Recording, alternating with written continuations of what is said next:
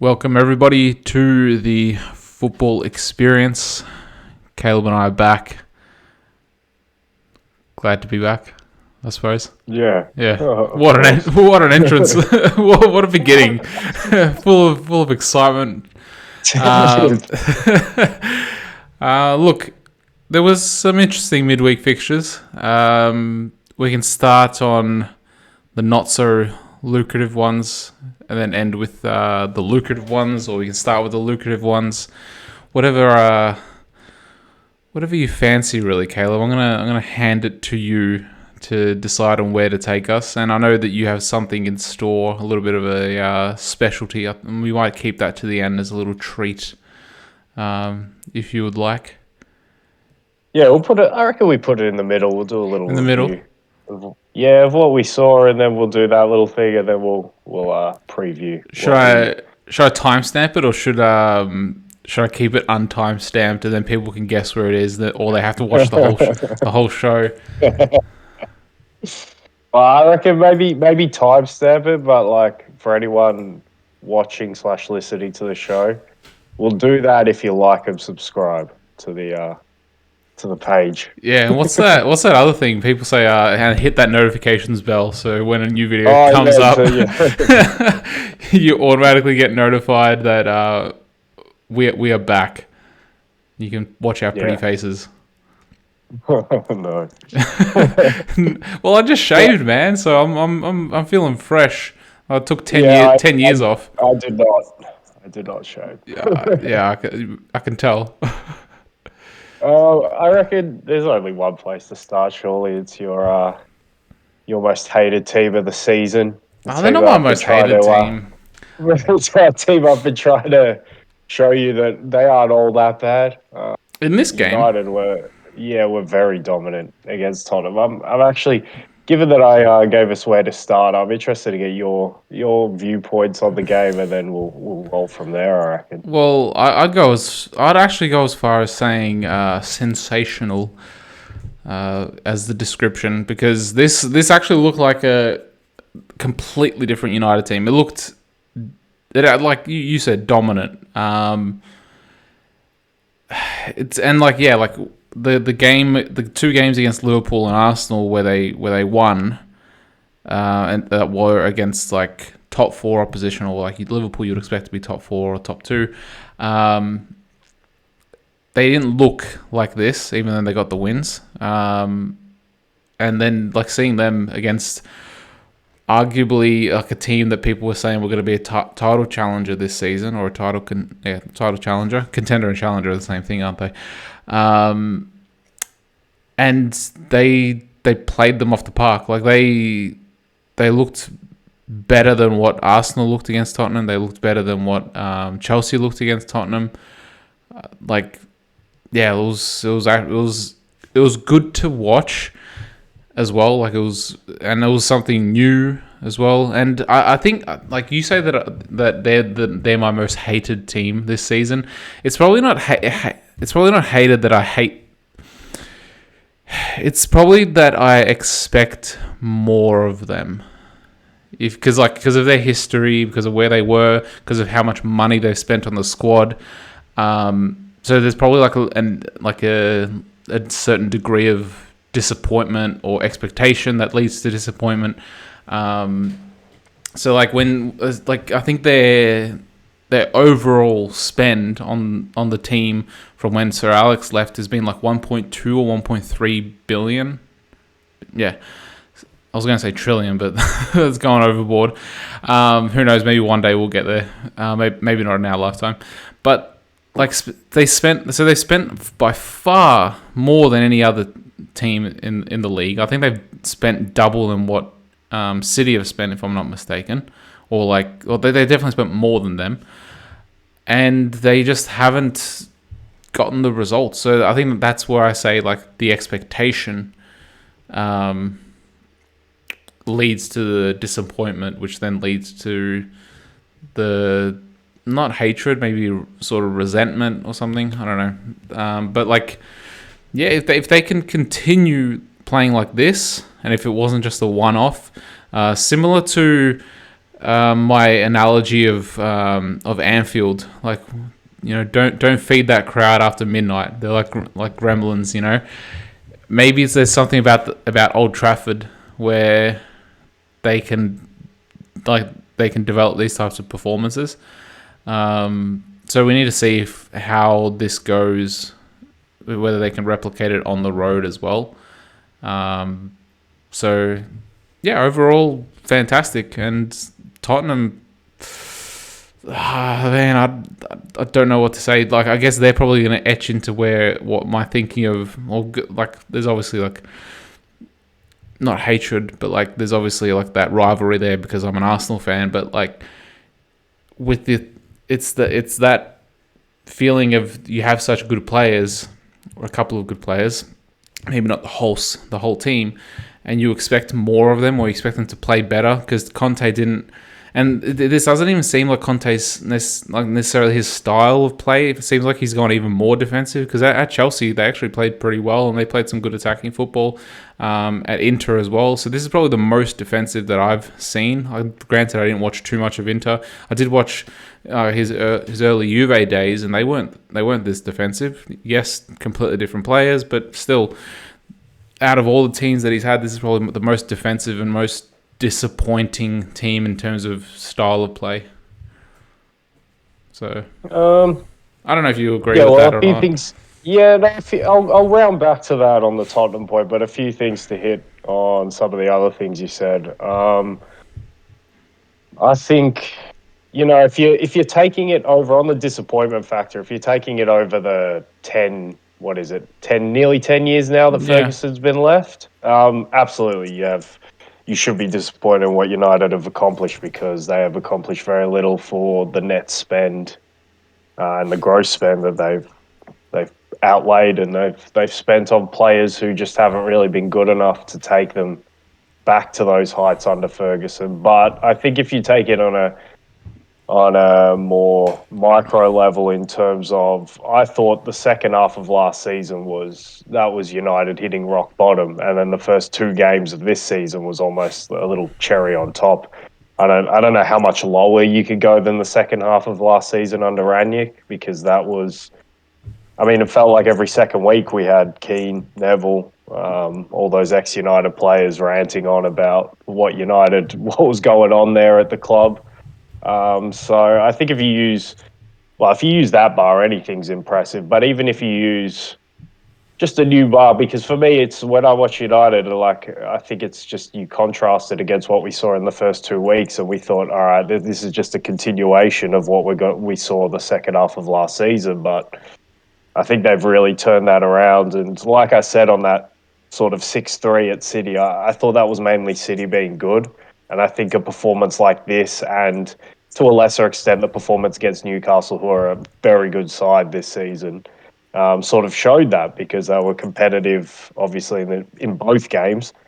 Could have won both games on another day. And there's absolutely no doubt they should have beaten Tottenham in this game because they were, as we keep saying, dominant. So I think just when you look at what they've managed to do and how Ten Hag has managed to sort of change his thinking, in particular from the first two, and then you add in a world-class holding midfielder in Casemiro, who I think is making a world of difference being in that team. And let's not forget, that's without Eriksen playing next to him. I thought Fred was pretty decent in this game, but Fred, anytime I see him in the starting 11, I'm like, oh my God, we've got to watch Fred. Fred just doesn't do it for me at all. I think he's trying to put his name down for that Brazil squad. Like just a last minute performance just to get in.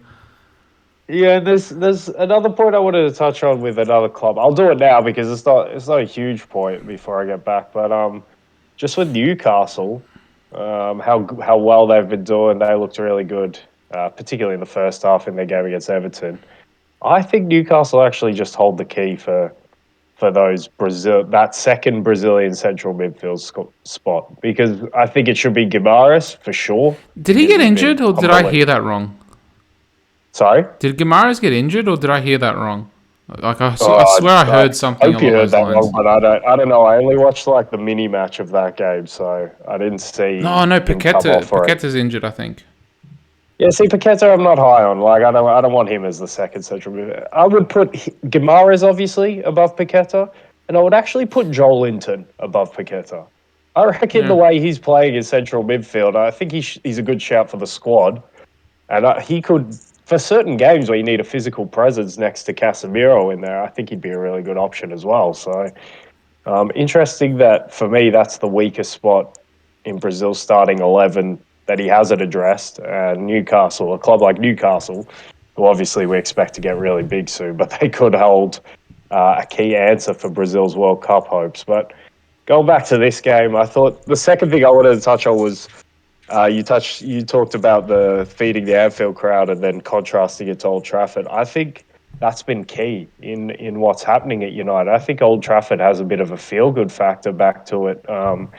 And I'm so annoyed still that it was Liverpool who pretty much gave them that back. Yeah. Going there and just Thanks for that. not showing up. Yeah, I know. We've put ourselves in the dirt because we're still 7 points behind United or whatever it is, 5 or whatever. So yeah, I'm still disappointed about that. But Old Trafford definitely has somewhat of a feel good factor, and you can feel it in this game because on the game itself, I thought when I saw the Tottenham lineup and I understood why he had to go with a 5-3-2 because Richarlison and Kulusevski are not. Well, Richarlison I think, is badly injured, and Kulusevski's been out for a while. But I thought to myself, look, I actually prefer Tottenham in the 5-3-2, unless Kulusevski's fit. But over Richarlison, I still prefer it. And I thought at Brighton it made them. It's funny because you look at it and you think, oh well, they got one less attacker, so they'll be more defensive. I actually thought it meant that Bentancur could get on the front foot a lot more and join into the attacks, and those midfielders could press a bit more freely. And I thought we saw that for maybe the first 10 minutes of this game. We saw Bentancur flash one across the box. Maybe should have squared for Perisic, but and then Kane was getting in a few dangerous positions. So I thought to myself, you know what, like these injuries might make Tottenham look a little bit more aesthetically pleasing in terms of how they play. But then United they started taking sort of longer range shots, and a lot of them were on target. And then obviously we know Lloris doesn't fill us with great confidence, so the crowd gets into it a little bit. It's funny because on another night, if a few of those shots are just mishit and they go into the crowd, does the crowd really get up and about for this game? I don't know. But from that point, United just really stomped both feet into the game. I thought once they generated that bit of atmosphere, that bit of momentum from a few shots on target, a few close calls with saves from Lloris, and a few that he made a meal of as well, as particularly that Anthony long range shot. But once that happened, United were just Tottenham created. Off the top of my head, Tottenham created absolutely nothing from that point, from maybe the first 15 minutes on. And they were really abject. United were quite good. It was probably Anthony's best game in a United shirt so far. He was progressive. He wasn't happy to just go back onto his left foot, pass backwards. He wanted to take people on. He took up positions a bit closer to goal as well. I thought Bruno maybe his best game of the season. And Casemiro, we know how good he is. And the other thing is the centre-back partnership looked very good in dealing with Harry Kane and Son, who barely got a touch. I don't think he Yeah, I did. can't remember So seeing Son. exactly, very peripheral in this game. And when you're playing with only two attackers, even though they are Kane and Son, they both need to show up. And I thought Kane was pretty decent for the most part, but Son really didn't have an impact. And you've got to give credit to Varane and Martinez chiefly for that, because I thought the way they marshalled him, the way they worked together was fantastic. So United, this was definitely United's best performance, most convincing performance of the season against. Well, we now have questions over this Tottenham team, and I think the main question. I'll round back to it, but you've got to be happy if you're United in this convincing win against a team who we were teetering between contenders or not. But yeah, on the Tottenham side, it will be interesting to see how this develops in terms of the narrative around the 5-3-2 that they're going to have to play now until they can get either Kulusevski or Richarlison back. Because I know probably the simple analysis is, wow, Tottenham have gone even more defensive, and they were defensive before. And they're, I don't know, on the point about comparing this Conte team to other Conte teams, I think maybe they're a little bit, he sets them up a little bit more defensive because he just does not trust the defenders he has. Doesn't I trust mean, the you look at midfield Juve. either.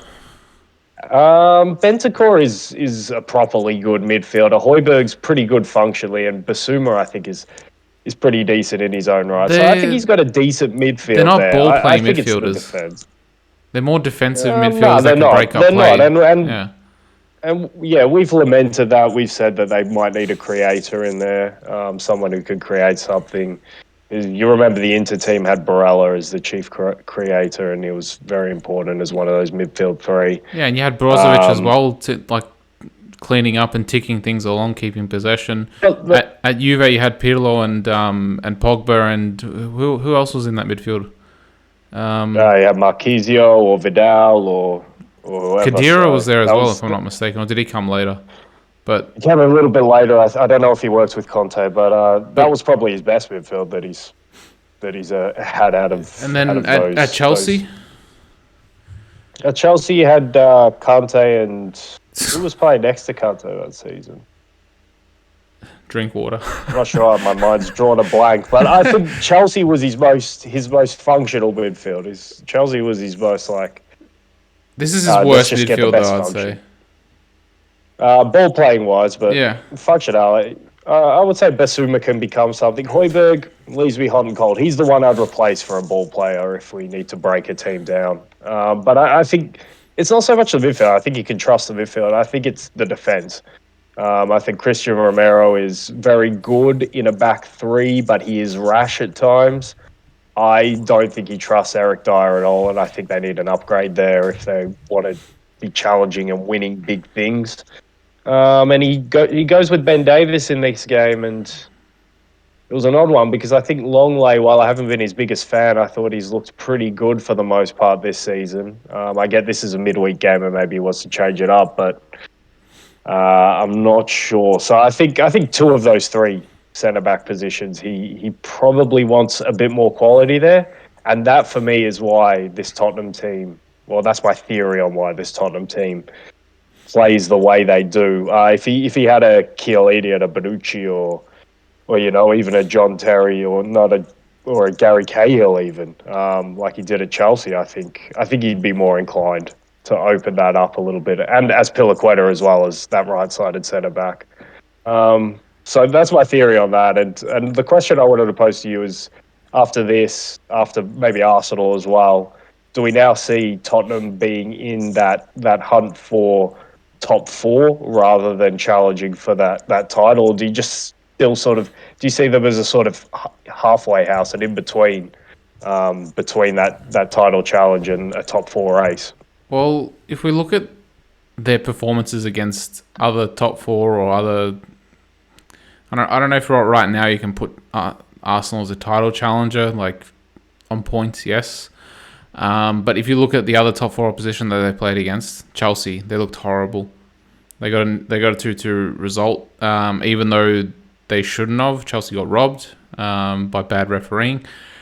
Then the Arsenal game, which they like a 3-1 loss, completely outplayed. They only had I think like a 10-minute spell around when they scored their goal, where they actually looked okay and they were sort of getting on the front foot. And then now against United, they've looked horrible against top four opposition. They were lucky to get a result against Wolves. I'm not sure who else they've played that they've been lucky to get a result against as well, that are outside the top four. But I don't know, considering they're dropping points to direct rivals, and you know my whole theory about and my analysis of how teams need to look at their place on the ladder and where they are, and by taking points off of direct rivals. So I've spoken about this numerous times. Arsenal goes 0-12 against Liverpool and and City last season, whereas Tottenham goes 8 and 12, 8 out of 12 points. So now they're 0 and 9 against 3 direct rivals. I know they got the return leg, and I think it's all at Tottenham Stadium as well that the return leg is as well, because I think Chelsea was at Stamford Bridge. Yeah, it was. Yeah, so and they got a point in that as well. Yeah, so So they're one. So they're one and and 9. Yeah. Regardless, like then they're not even getting like they're not even drawing the majority of them. Like they're most likely going to lose against City. You expect City to pretty much roll over everybody, but who knows? Like last year they took 2 wins from City, but maybe Guardiola's learnt his lesson. So yeah, it's going to be tough, but then again, like if the top 4 teams are dropping points to the smaller teams and Tottenham's beating the smaller teams, I don't know. They will be in or around that top 4 hunt, but I'm writing them off as title challengers at this point. Well, they should definitely be in it. I can't see them falling anything below a race for top 4. And for me, they should be the favourites in that race for fourth to finish spot. third. I still think they might be a bit of a halfway house. I think they might be that third team who, like Chelsea last season, who can't quite reach the top 2, but are pretty far away from the rest. And then obviously with that comes its own challenges of motivation, as we saw with Chelsea last season. Maybe there was more going on with Chelsea as well. But I think the fact that Chelsea knew they couldn't catch the top 2 and knew that they were pretty safe in the top 4 meant that they didn't really kick on last season. But I think there was probably more going into that. It was interesting though. The Tottenham point's interesting how they're not beating the top teams, because I think normally the narrative around this style of a Conte team would be, all right, they play this functional football that they're going to struggle to break down teams that sit on them. And as we've seen this season, they're picking up a lot of points against those types of teams. Like you say, maybe in a lot of circumstances, particularly Wolves at home. But Wolves didn't really sit on them, to be fair. But they're picking up fortuitous points. But they're still winning those games where I would have thought they would have struggled a little bit more in, whereas the top games, they're not, like you say, 1 point in 9, haven't been able to, that functional football hasn't translated to the good results in these big games, which I think is a bit, goes against what you might have thought going in with a Conte Tottenham team. It maybe speaks to the fact that defense just can't stand up to the challenges of these big games and the challenges of facing this type of quality. So I still think that it's funny because, like, what was this Tottenham team before Conte? It was nothing. We didn't even think they were going to finish top 4 last season until he came in. Really, I know it had Kane and Son, but it was looking very pale. And then, really, what have you really added to the team? Bentancur and Kulusevski, which are really good pickups for what they've done, but like they're not these world class players who you expect to turn things around. Actually, when they signed both those players, I was like, they're okay signings, but I don't expect anything to really majorly pick up. They've outperformed what I thought they could do, both of them. But still, when they came in, I'm not thinking, wow, these guys are going to turn everything around. So I think all in all, you've got to say Conte's doing a really good job, given I think what he has, which I don't think is all that much. I mean, and Perisic. I've got to add Perisic. Sorry, I've completely overlooked that one. I think that's a really good signing in terms of what he offers as a wing back. But on the other side, I'm not filled with confidence. So I think Conte sort of gets that out of the team as well, and we saw that when things started going wrong when he first got there, how he threw the team under the bus because. Yeah, I just don't think he's filled with confidence. So does he really want to go out and play an expressive game where we're open? Maybe Nuno tried doing that at the start of last season. We saw where it got him. So the more I talk it out, the more we talk about Tottenham, the more I think about it. It's just how much quality is there in the team? I know there's great quality up front, but where's the rest of the quality throughout the team, and especially defensively? And I think it's remarkable that he's been able to make this image of Tottenham being a really resolute defensive team. But when I look at them individually in defensive areas, I'm not filled with confidence. And yeah, these big games are sort of bearing that out. Do you think he leaves at the end of the season, or he signs an extension? That's a good question. I think it's dependent on the landscape, on what's going on around European football. There's got to be it's also dependent on whether he wants, because if there's not another big job, does he just want a break? Does he not want to continue with Tottenham anyway, and then just have a little sabbatical and come back refreshed to his next job? That could be an option as well. So if I had to lean one way more than the other, I'd say he doesn't continue after this season. Well, depending on how Juve go, he might go back there. Yeah, well, looking at Serie A on the table there, that looks like if he does go there, that's a project again. So that's basically what he did at the start with Juve. Yeah, but it's a project with like. Would you say Juve has better players than Tottenham? No, hell no. No? Absolutely not. Nah. Because Tottenham have Kane and Son. Yeah, but what about defensively and in midfield? Yeah, I still think Tottenham have more in those areas. Because Juve, and it's not. I'm not. Juve have Chiesa and Vlahovic. Chiesa, when he does, if he comes back, the player that he was before his injury. Yeah.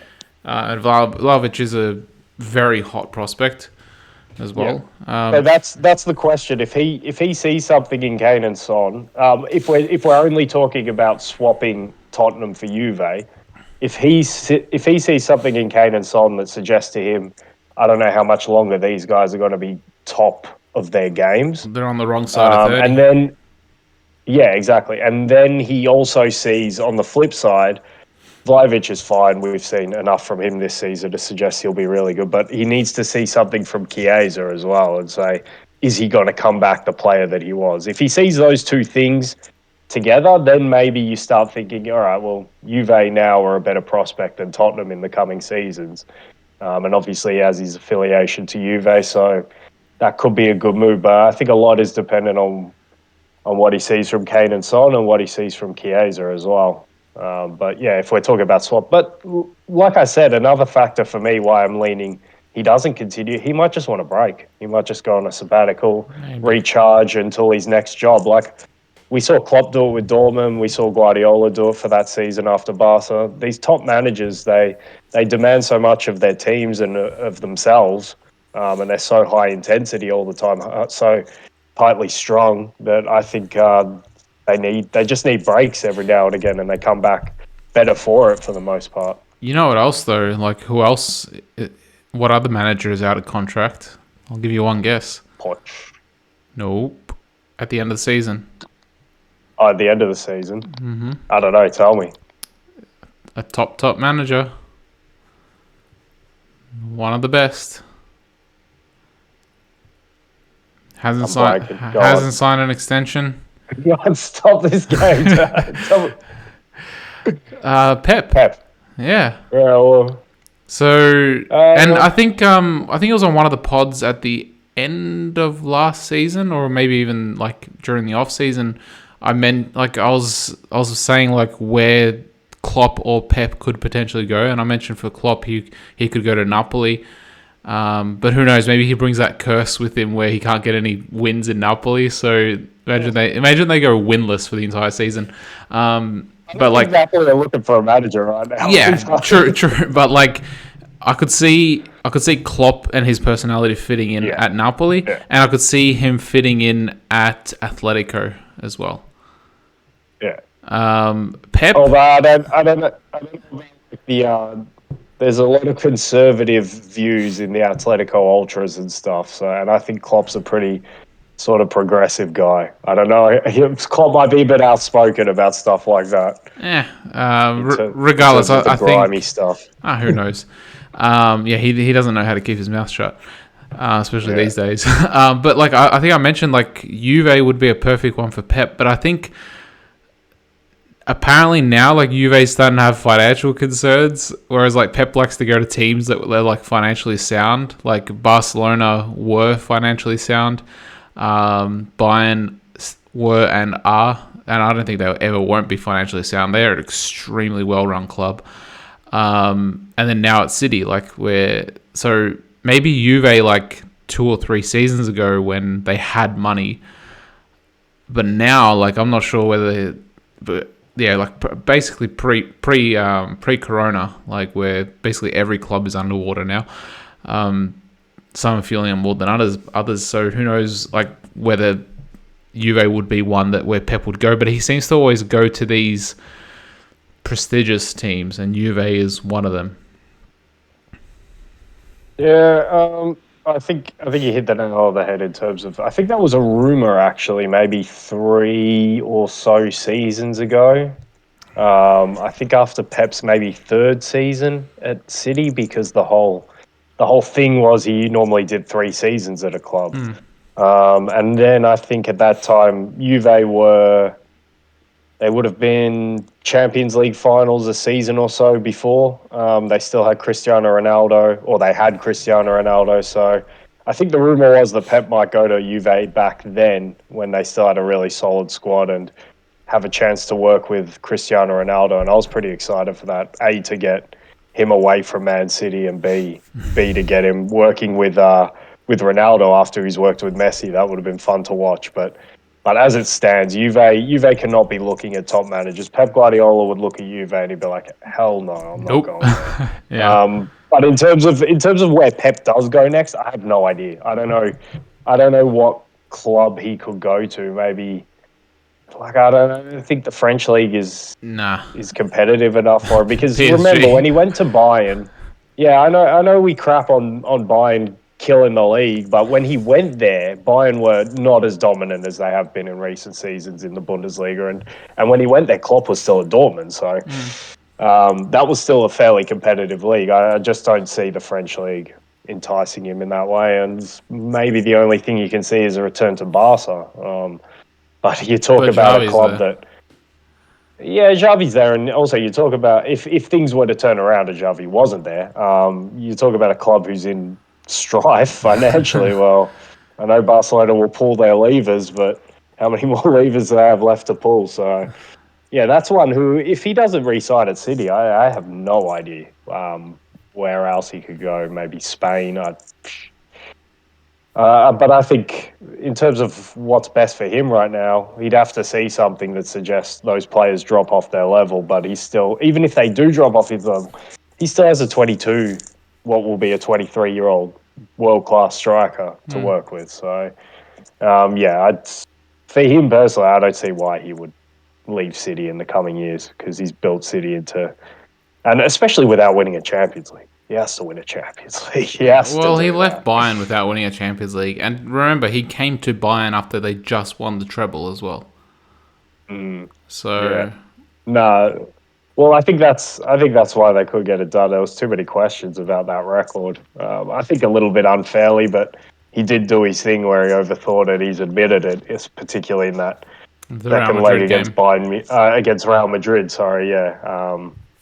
But yeah, I thought that was my most fun Guardiola sort of team, was his Bayern teams. I thought they were awesome. I think that's when so intelligent. But that's when you started to see the inverted fullbacks in Philipp Lahm and Alaba. So that's he took it to the next level with Bayern. I guess like the players already had those characteristics of Barca a little bit, but you never saw that though. Not to that level, not to the fact. Not to the point where they were actual central midfielders. Dani Alves could do it because of his characteristics. But he never did. But I think it was still a little bit more simplified in terms of overlap. Let Messi come inside, or let David Silva or David Villa, or whoever it was playing on the right come inside. So it was just more pronounced. I think he started to see it at Barcelona, but at Bayern he made it a real tactical emphasis to say, you come and play as a central midfield when we have the ball, Philipp Lahm or David Alaba or whoever it was. Yeah, I remember seeing it. And I'm like, what the hell is this? Like, why is Alaba playing centre mid? Like, I remember seeing it in a couple of games. And I was like, there So there was one where he actually named the team sheet as a 2-3-5, because well, it made sense because Bayern would have had any Guardiola team has so much of the ball that their more constant formation is their possession formation, which is a 2-3-5. So I think he just wanted to be a smart ass with that, but like that's when he made everyone see. It's like, hey, this is how we're playing. It's like, well, yeah, I knew that, but like, you just wanted to make a point of this. Yeah. But then also you saw it also at City. I think in his first season with Delph at left back. Even the Do you remember second that? season with the Centurions, yeah, he was a big part of that team. And Yeah. wow, that's a lost City starting 11 player of a great team, Fabian Delph. My goodness, but yeah, Well, definitely I think, and I think he started a big trend of getting more and more creative, more and more players with central midfield qualities to play fullbacks. Because I look at the ultimate example of that for me right now is Theo Hernandez, who creates so much for AC Milan, almost in a central midfield sort of role when they have the ball. But on the team sheet, he's a left back. So yeah, I think a lot of managers have taken that in recent seasons. he's I completely lost what I was going to say. Like completely, it just. Well, but we've sort of gone off topic here. Like, so we've basically transitioned naturally from United Tottenham. Is there anything else that you want to add to that, or are we done with these two rival teams, rivals to us? I think Yeah, I think I'm done with that. So when we roll on the preview, we'll probably touch on United a little bit more. But yeah, I think the only other fixture from the Premier League, obviously, as a Liverpool supporter, was Liverpool West Ham. I was interested to see how they'd Oh, play after. before we get onto Yeah, that, since we're going into Liverpool, this week there's been a whole lot of discussion around, how Klopp got the red card for dissent against I think it was against the linesman, not the fourth referee. But then you also saw Pep getting in the face of the referee when he was going over to check VAR as well. And you've seen a lot of it over the last couple of weeks or couple of months, even a couple of years, where like managers are like coming out of their technical area. They're abusing the fourth official, the referees, etc. Some managers are known for it more than others, i.e. Klopp. Pep as well, to be fair. All the big managers, I guess, like Conte, Klopp, Pep, or Simeone as well. Ancelotti doesn't do it. He's just calm as a cucumber there, just raising his eyebrow. when his team's playing like this, there's no reason not to be calm. It just seems like he just chills there, just it doesn't give a shit. Like just like it's all good. Like it reminds me of something my grandfather used to always say. Like because he would be calm as hell. Like he would never get angry, never get stressed. And like we'd ask him like something would happen, and we'd be like, how are you not stressing about this? And he's like, I'm saving my nerves for my old age, and he's already like 80. So he'd always, and like it sort of reminds me like Ancelotti, like he's saving his nerves or his stress for his old age. So with that, I heard a really, really good suggestion on how to basically keep the managers in check. And basically, if you're going to red card a manager, then you also send off a player. So that will actually keep the managers in check. So like the manager, like he just goes up into the stands or whatever, but this actually has a direct and even bigger impact on the game because a player has to get sent off as well with the manager. So not only do you as a manager need to think about that and keep your nerves in check and all this stuff and keep your emotions in check and not go and abuse fourth officials and all that. It can have a even bigger impact, like your actions. So what do you think about that suggestion? It's a bit extreme for me, but I think if we really want that to happen, then yeah, I guess that's one way to do it. Taking a player off, I'd be pretty filthy if I was that player. I think it's harsh because it also impacts one of your players. I get why you'd want to do it because it deters a manager from wanting to do it. I think maybe we could start with maybe giving a free kick against the team if you did get set off, so it actually impacts the game somewhat. Free kick from where though? I just think that's way too harsh though, because like referees are going to make terrible decisions, and sometimes the managers like actually have a right to go off. And I get that sometimes they take it too far, but if you're going to make a terrible decision, there's going to be a reaction to it. And too many referees make terrible decisions. So I think losing a player and ruining the spectacle of the game is just, it's not something we want to see, but neither are sort of these reactions from the managers, but neither are the terrible decisions in the first place. So it's just a vicious cycle for me. It's one that I don't know if we can fix so much, but maybe something needs to be done. I have more problem with the way a lot of players react to referees in terms of The huddling particular. around them. I have no idea why referees, whenever they get, whenever anyone not wearing the captain's armband comes up and encroaches their space, why it's not an instant yellow card. Yeah, they I stopped don't doing get why that. they don't just, just start brandishing yellow cards. As soon as anyone who is not the captain comes up to you, just give them a yellow card. It's just easy. Like I hate seeing that. So I'd accept the player that made the foul and the captain, so only like max 2 people. Like is that way the player can explain himself or whatnot. Even though like once the ref's made his decision, he's gonna stick with it. But a max 2 people from the same team, I reckon. Yeah, so that's just an example of something I think is a more pressing and an easier solve as well. Whereas this manager one just becomes a little bit murky and complicated when you start involving players who weren't involved in the incident. Hey, you have to get sent off now. It's just like, wow. And then the game gets ruined. I know the manager is at fault for doing that, but I don't know. It's just not something I really want to see, but I don't really want to see these managers take it too far either. So, yeah, damned if you do, don't sort of situation for me. Well, like, I don't...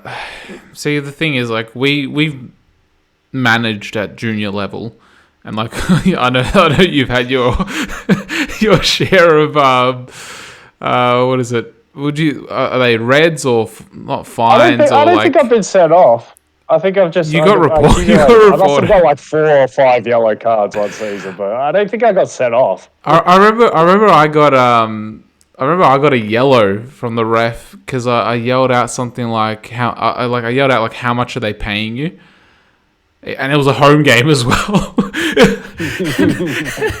So like obviously we're paying him as the home club, but yeah, I got a yellow for that. I remember, which is just ridiculous. It was some like young, I think it was like under 14s, and the ref was like 16 or like 15 even. Like he like barely like of age to ref that age group, I reckon. But like I don't know the official rules in regards to what warrants a red card for a manager or a coach. Like obviously physical abuse, obviously, but saying verbal stuff, because like I get in Australia it's different. Like in Australia, if players swear at the referee or even at the opposition team, they can get yellow cards, even red cards. I know that they're way more strict on it. Here the stuff that they say here directly towards the referee, and it goes unpunished. Like I was amazed, and I even asked the ref, I'm like, aren't you going to give it at least a yellow card for that? Like he's directly insulting you, and it's not a yellow. And we've seen on TV, like in the Premier League and other leagues, like you can read their lips, like what they're saying. Like you know, telling the refs to F off or whatever. So like what actually warrants a red for a manager? Like do you actually know that, or Because like, what did Klopp do besides coming out? I can't remember if he actually came out of his technical area or if he stayed in it. But the linesman obviously came up and came past his technical area. So I don't even know if he went out of his technical area to and like I don't even know what he said to the linesman either. So yeah, because either way, you can't say it the way he did. Like that was very aggressive, and it would fall under unsportsmanlike conduct, or I don't know, some sort of thing that comes under that would get a player normally sent off. I imagine you get sent off. I don't know if you watched the game though; it was on the touchline, so yeah. But I wonder if there's like the technical area goes like almost right to the touchline. Yeah. Most yeah, I know. So I don't know if he left it, but it just doesn't matter because he was right in his face and he was screaming in his face, and you can't do that to an official. So I should blame him for that. but still, like because I'm with you on the point where like the manager should be able to question decisions, same as the captain. And obviously emotions sometimes can get the better of you. But in instances like that where Klopp was way out of line, and then also we know the Napoli one from the Champions League a couple of years ago when he was at Dortmund. Like in those instances where it's the extreme, I think the red carding a player as well is like that. That's where it would happen.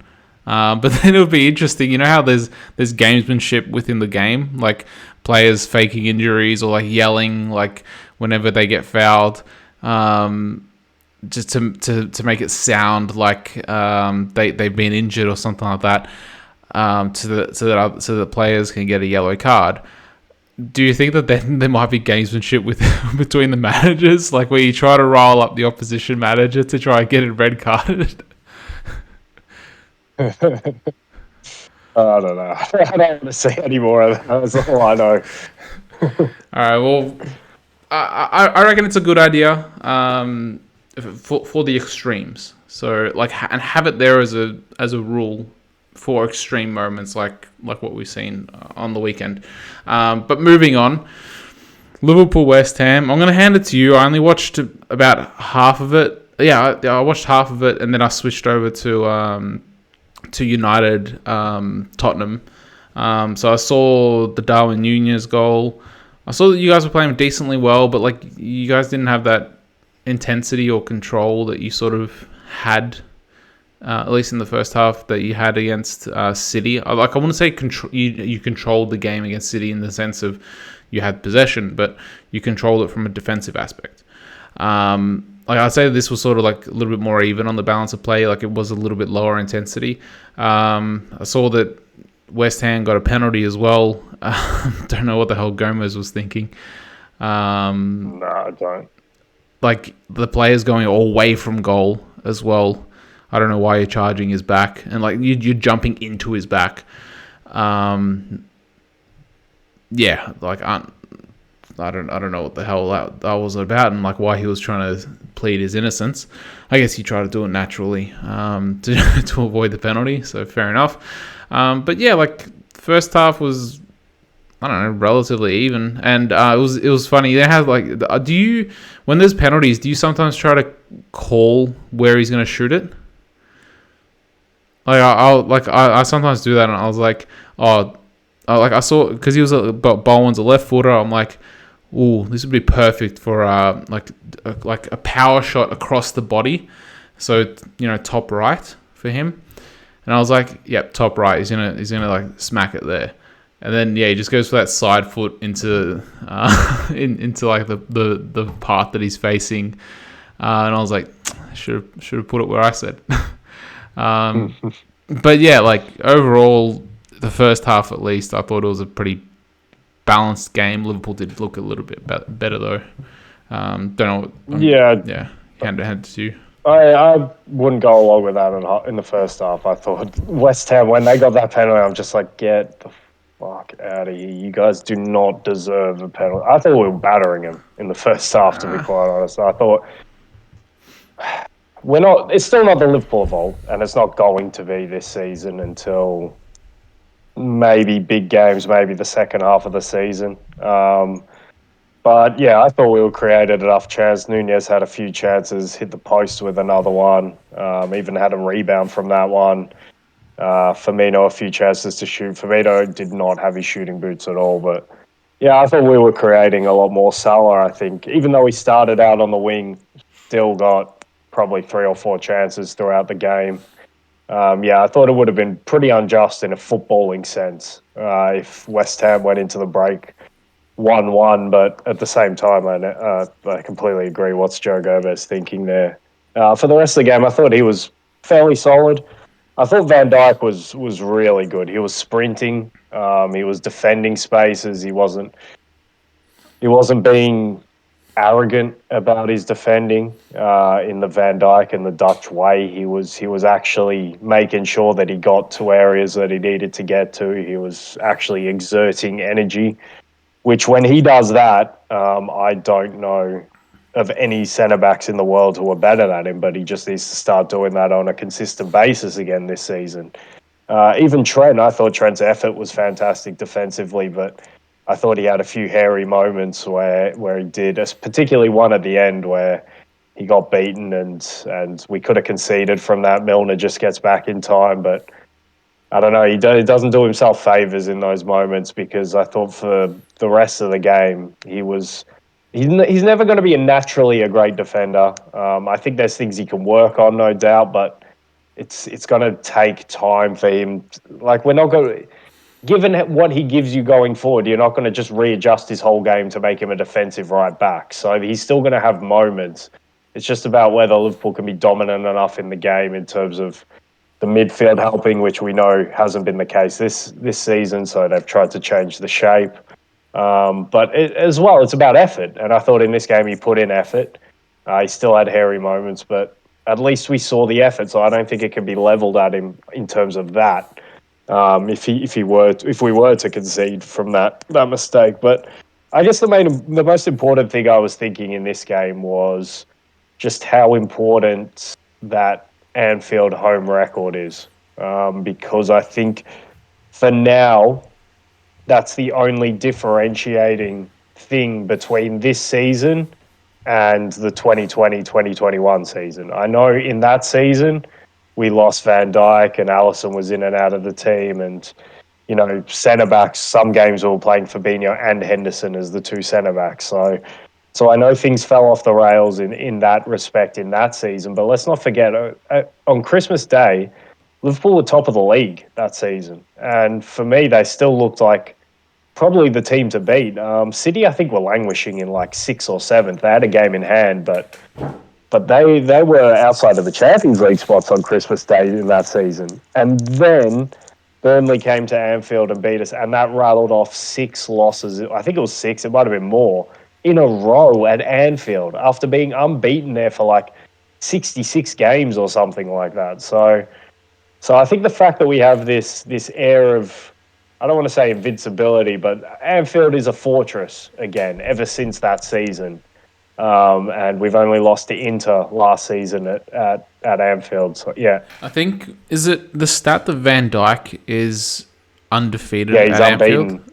Or Yeah, is that only in the Premier League? Or did he play in that Inter game or no? I believe it's only the Premier League, but it's like 59 or I think 60 it's 68, something isn't it? games or Well, something. now it's probably Yeah, 69. 68 games. There you go. Yeah.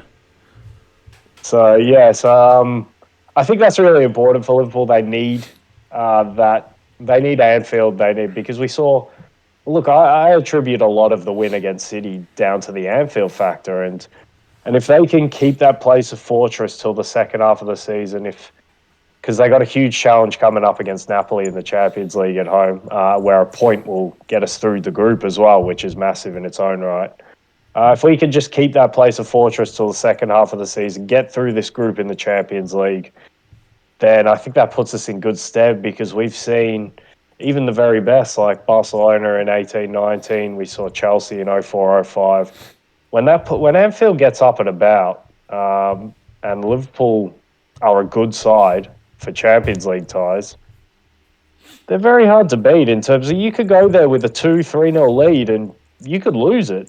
So that factor for me is massive, and I'm almost on edge every Anfield game because like we can't let this slip. It's pretty much the only thing we got going for us this season in terms of elite sort of stuff. So and we'll see that going into the next segment that we're going to do because for the little thing that we're going to do, I have no Liverpool play. No Liverpool players even made my short list to make the list. So yeah, that home record is mightily important for me. I think going forward.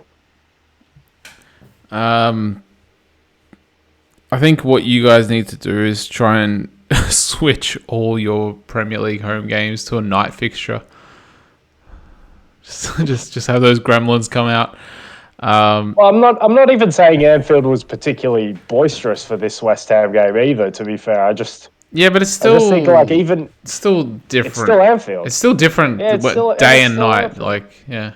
Mm, But yeah, like yeah. I think that's what's keeping you guys, I guess, sort of maybe in the hunt, especially after this City win. Now you backed it up with another win as well. Like the disappointing thing would have been if you beat City and then you drew or even lost to West Ham and like you didn't and it's a home game as well and you didn't back up that result. But you managed to do that, so you put yourselves a little bit closer. And I think now when the table shapes up, because now that City and Arsenal didn't play, I think like most teams are now like even on games. Like Tottenham have one extra game, so they're on 11. Everyone and Newcastle on 11, but everyone else is pretty much on 10. Like you're seventh now on 10. So if you like, all right, for instance, if you win your next game or that game in hand, you go up to sixth place above Newcastle on 19 points. And you're even with, but United are on 10 games as well. So, yeah. I think this is when we look at the table now. I think this is how it'll pretty much look come the end of the season in terms of what tier each teams are in, and then there might be some movement in that race for top four. But yeah, I think, and obviously movement up the top as well. There might be some of that. We'll see. Because we're going to have 2 Arsenal City games on the second half of the season. So, but yeah, I think the table is after the World Cup. I don't know if it's confirmed, but I think the talk was Most likely will be. Yeah, on the other side, yeah, because of the postponements for the Queen as well. I think they were already running at full tilt in terms of using every match day or day available. Yeah. In terms of midweek, yeah. So. Oh yes, that's going to be interesting. But I think this is what the table's going to look like for the most part. You know what though? That's actually going to be pretty interesting if it's in the second half of the season, because then, like, City can sign another player or two. I don't know who they would really sign or who they need to sign. But Arsenal, for instance, they could get a player or two, like, so that we have backup for Partey or Jesus or Martinelli or Saka. So Arsenal could actually end up going into that fixture a player or two stronger. I can't imagine City buying anyone in January at this point in time unless they have a major injury. Yeah, that's a good point. I'm going to shove another left back down City's throat because that's where I think they need a left back. But if it's not Theo Hernandez, I think Reynaldo from Atletico Madrid would be fantastic for him as well. Pretty good on the ball, functional, not as adventurous as Theo Hernandez, but as a defender, I know I raved about him a week or so ago. And in terms of left back stock, I mean, I'm buying it all up because this guy's the real deal for me. He looks fantastic. He's not a youngster, but it depends how Atletico are going and how much longer he wants to stay there. But I just love this guy's game. He's just such a good left back, such a good defender. And if City need to buy anyone for any position, it would be, I guess, it would be left or right back. You could still push Cancelo back to left back, but I think we all know my view is I prefer him as a right back. So if there's any position, that's the position for me. You know I want Arsenal to go for either in January or next summer. And you don't rate this player very highly. Should I give you a guess or should I just name him? Name him. A forward. Young, Portuguese. Don't rate him highly. I don't know. Go. João Felix. And we were rumoured to have made an inquiry this summer as well for him, but I think he was too expensive. But I think I don't think he's coming to the end of his contract, but I think he might have a year left at the end of this season, if I'm not mistaken. So you could get him for maybe 40 or 50 mil. Maybe even towards 40 rather than towards 50. So I wouldn't mind having him in there just to bolster that front line. And I think he would actually thrive in Arsenal's system, similar to how Jesus is like refound himself. So that would be an excellent signing. But obviously we need another midfielder. Tielemans is the obvious option, but that's most likely going to wait till next summer. But yeah, like I'm curious for that January window to see which team will come out stronger out of that, if whether they'll sign anyone or not. But I want to add on to that before we move on to your segment that you had the idea for. Keep the fans in suspense. Just quickly on the January signings, then there was a suggestion of it last year, because you know how last year a lot of games were moved from one half of the season to the next half because of COVID and all that stuff. Do you think that if a game, for instance, the City Arsenal game, which was meant to be played in this half of the season, so before January, and it's most likely going to be played after January or in January even, do you think that it should only be played with the squad that would have been available right now before January, or should the new signings be allowed to play? No, let the new signings play. You don't care if it impacts it too much? Yeah, I don't really care. That's when the game is being played. I know it was meant to be played at another time, but one team could end up going into that fixture a lot stronger. So then it gives them the advantage then. Otherwise, they wouldn't have had that advantage in the fixture, like if they played it on. But also, one team could get a lot of injuries in that time, or one team could have had a lot of injuries now, and they'll go in stronger just because they got players back anyway. So I don't know. There's too many variables for me. I don't really care. I think just when the game's been played, whoever's registered for your squad, you can play them. Yeah, because the Premier League as well, let's not forget the Premier League has never been a league that's been divided straight down the middle and there's a front half and a back half. The fixtures are a little bit all over the place in the Premier League. I don't know which league it is where it's exact mirror image of each other all over the place anyway. And January isn't bang in the middle of the season either, I don't think so. Yeah, I don't know. That's one I'm not too concerned about. But any João Felix call, I actually think that's a pretty good call. But I would want to get him for a cheaper price because 50 million is a 50 million gamble on his attitude. And I get what you're saying in terms of he'll probably fit Arsenal better and that might make him happier anyway. But still, you still should be a top-level professional. And I think Arsenal, we'll see what happens this season, but if they miss out on trophies this season, the thing that they'll need is more experience, I think. I think that'll be the narrative that comes out. So to bring in maybe a bit of a temperamental youngster, and he's been around in the game for long enough now, but yeah, I'd want to get him at a real cut price or on a free. But everything else you said around that one, I think is pretty logical, to be fair.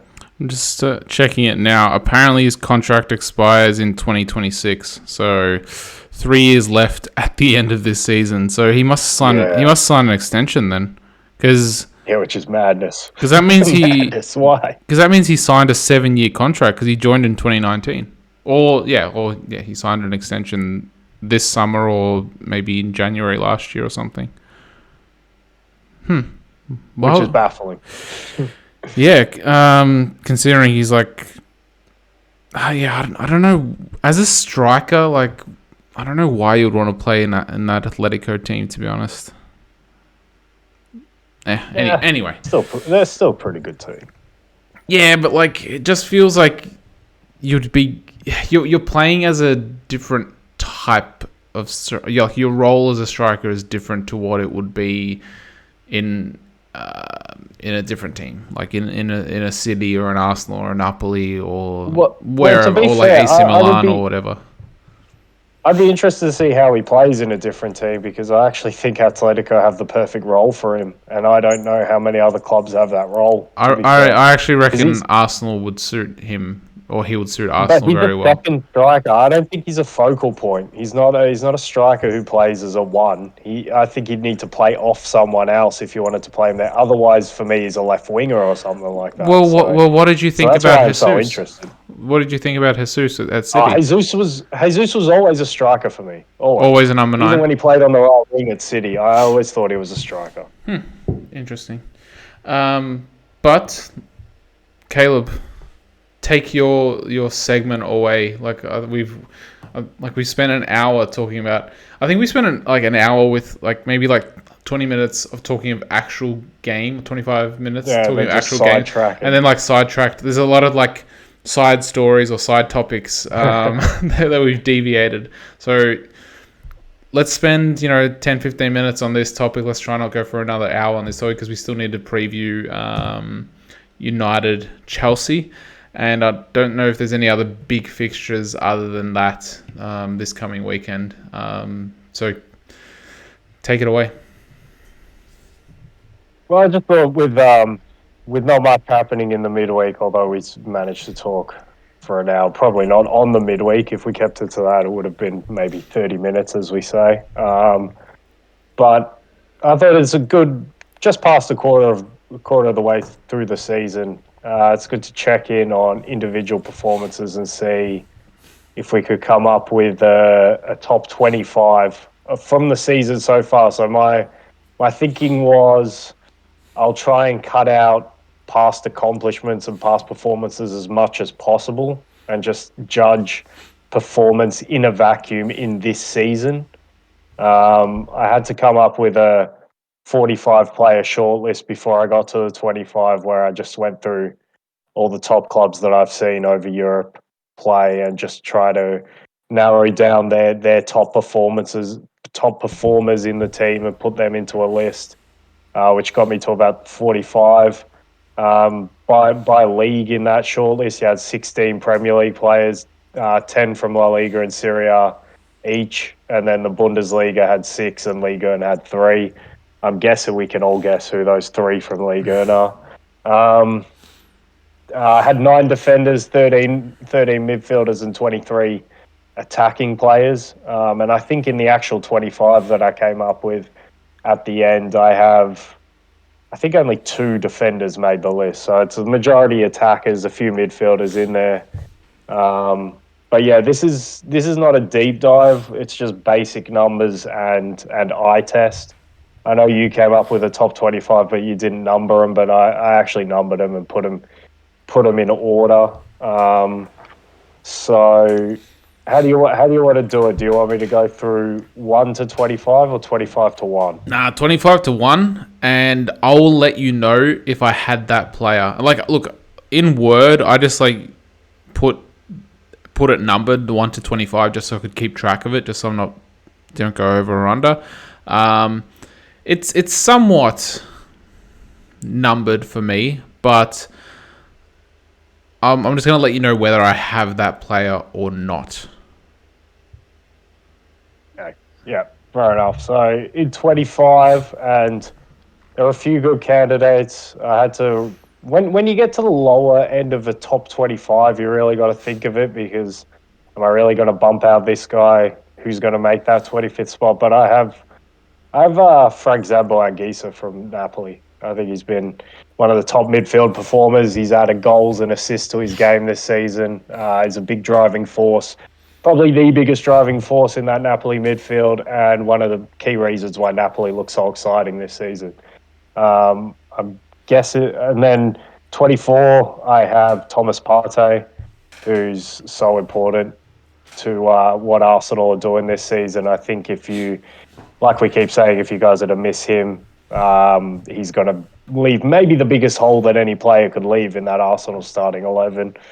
So good functionally and as such a good screener and so important to the way Arsenal have been containing teams deep in their half. Number 23, and this I expect this to rise a lot in the coming months, but it's the reigning Ballon d'Or winner Karim Benzema.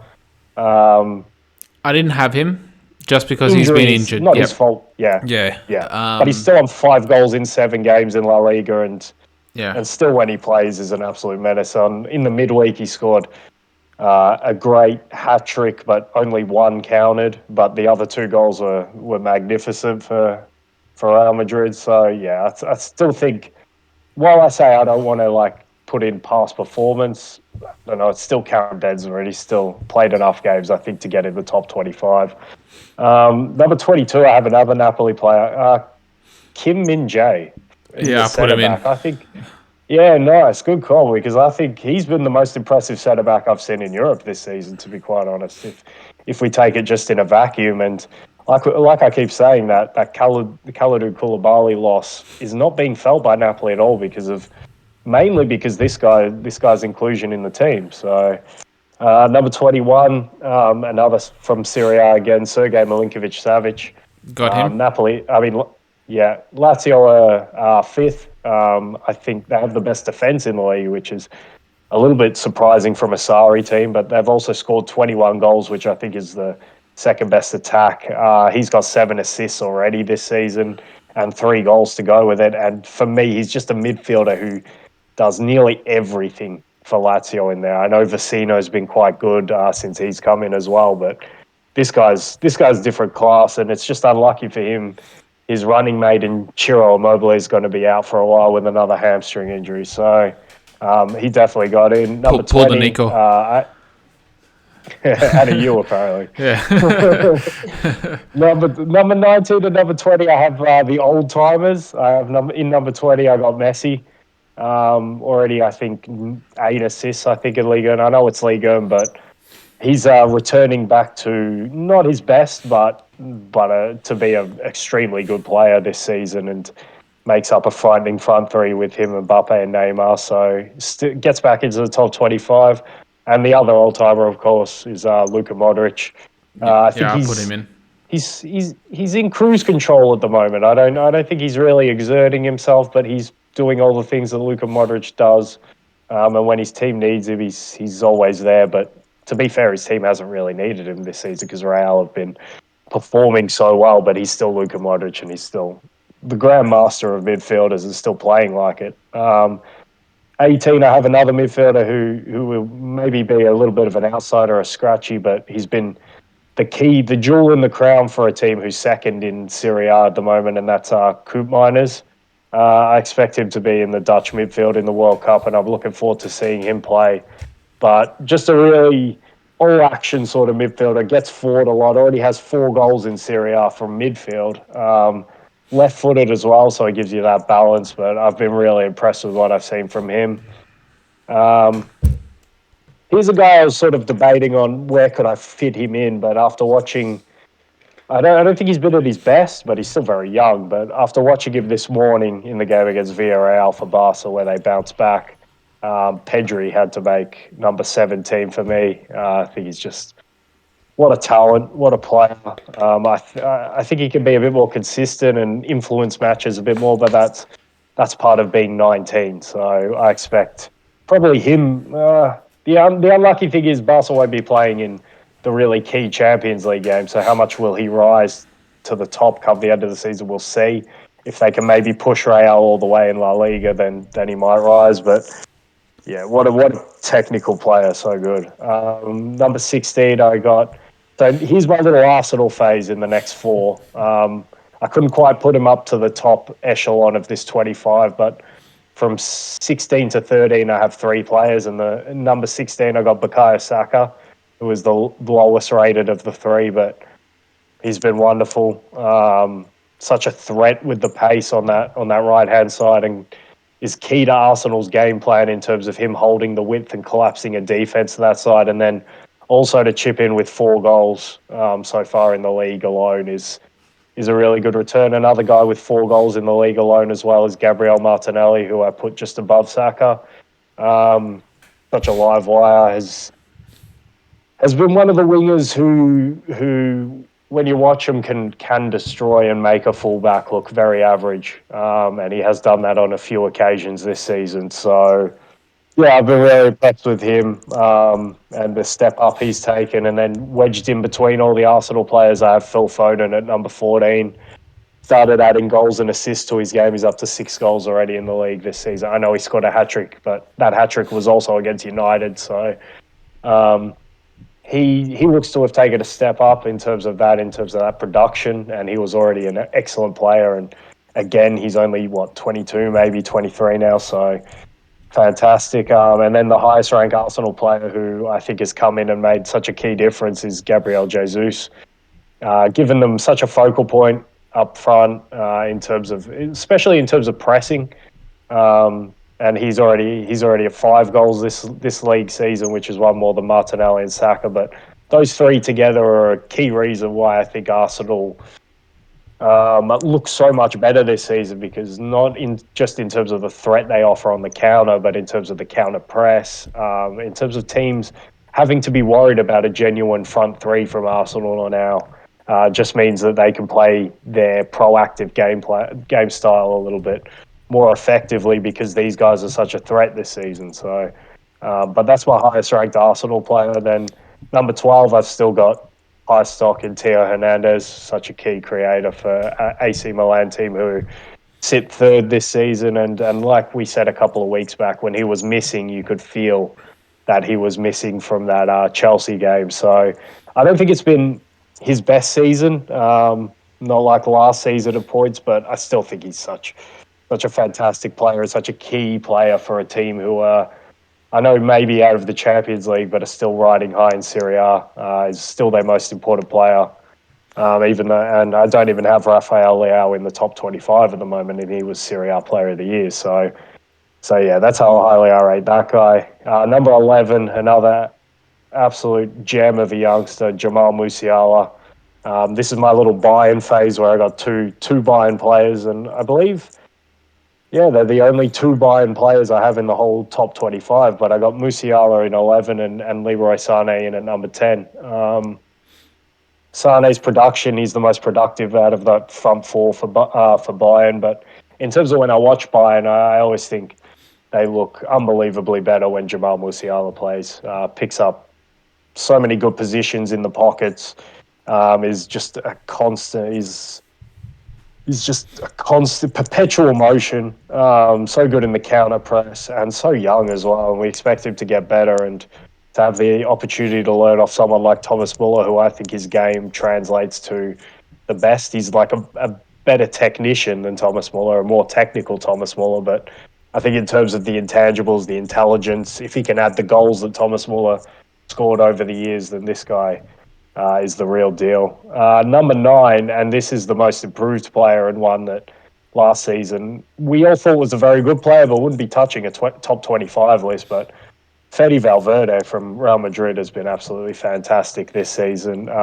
In terms of what we were talking about with the Karim Benzema injury, him and a guy who features a bit higher up on the list in Vinny, but him and Vinny have carried that workload fantastically in terms of goals, in terms of creation. And Valverde, I love the way he beefs up the midfield and comes and helps those older guys in Modric and Kroos, but he still has the legs to be an out-and-out right winger when they have the ball. So his improvement, his rise has been meteoric. He's been fantastic this season. Number 8, my highest ranked Napoli player, but another one who we hadn't even heard of before the season start.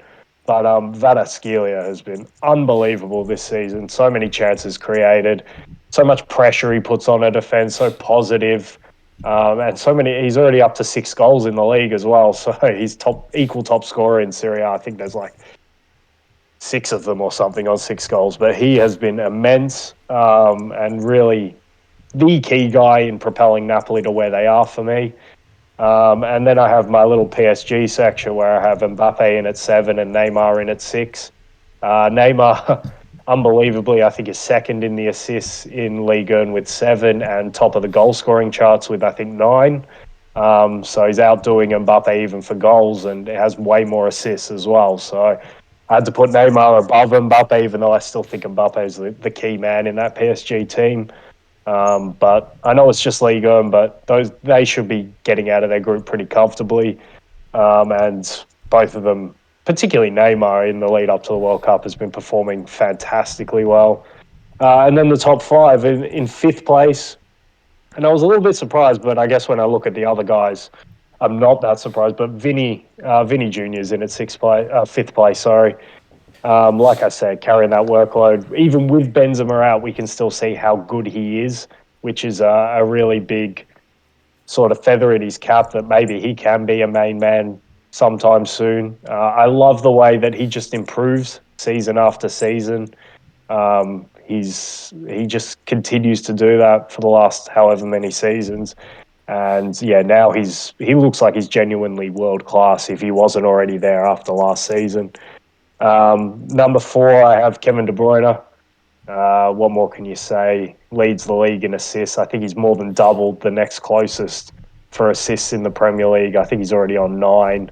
And having that guy to aim at in Erling Haaland has really helped him, but he's still in his own right. And it's funny as to get an assisting player who doesn't really score that many goals, but he's so good at what he does. I couldn't leave him out of a top 5 list. Number 3, I have Harry Kane.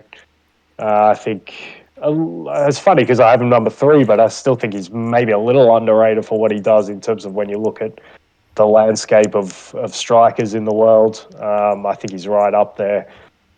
His link-up play is unbelievable. His goal-scoring record for a player who's asked to create so much for his team is still out of this world as well, always in the right position. So efficient with taking chances.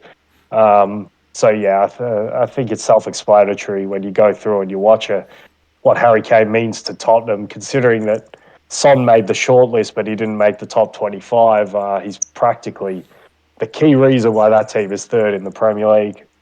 Second, and look, after this morning, I might have been tempted to put him first, but just because they're probably out of the Champions League. But Robert Lewandowski gets it at second, goal scoring.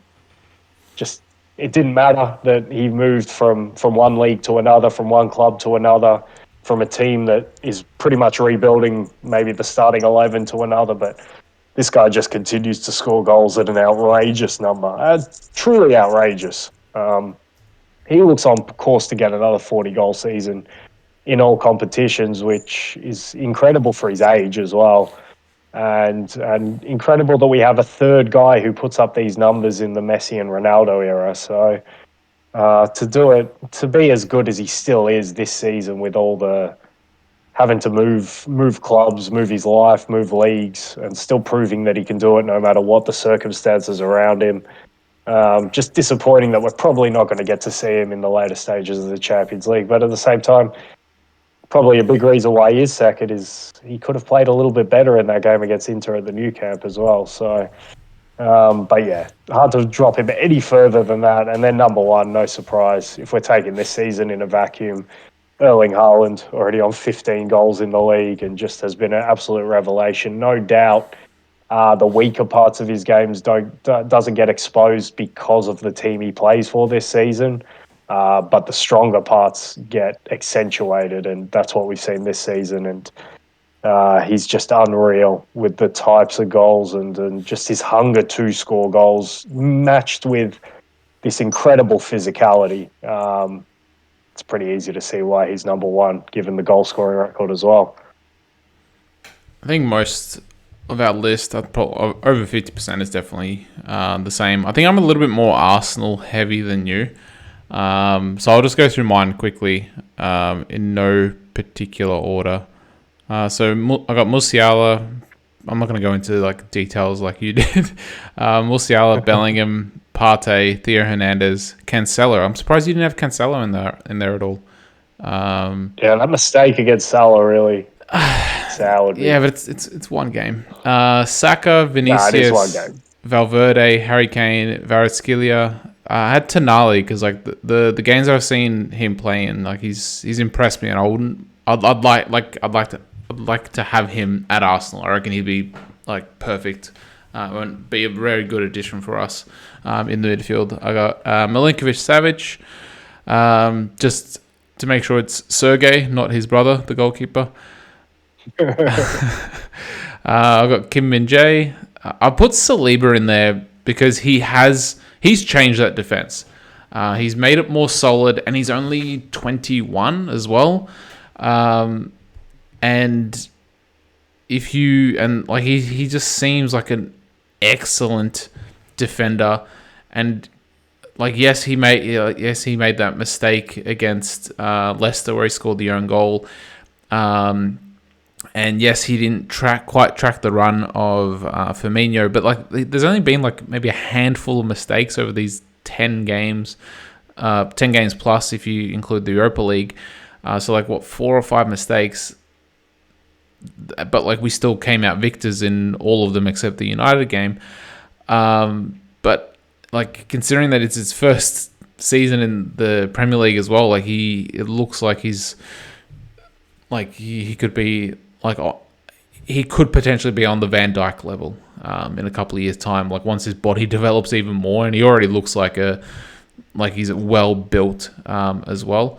So I got him in there. I gave a shout out to Trossard. I put Trossard in here because he's really impressed me for Brighton.